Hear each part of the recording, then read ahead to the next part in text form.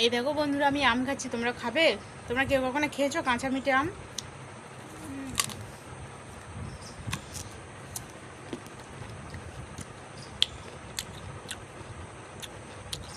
মানে আমরা কাঁচা হলে কী হবে? আমার মুখটা থেকে বুঝতেই পারছো যে আমটা খুবই মিষ্টি। মা পাঠিয়েছে, তাই আমি খাচ্ছি।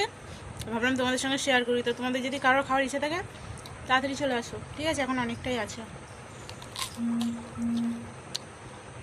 শেষ হয়ে গেলো বললে কিন্তু আর পাবে না। তাড়াতাড়ি চলে আসো, ঠিক আছে? সত্যি অসাধারণ। আমার মুখটা দেখে বুঝতে পারছো, যদি টক হতো তাহলে এরম করতাম। সে কোনো কিছুই করিনি, মানে আমটা খুবই মিষ্টি।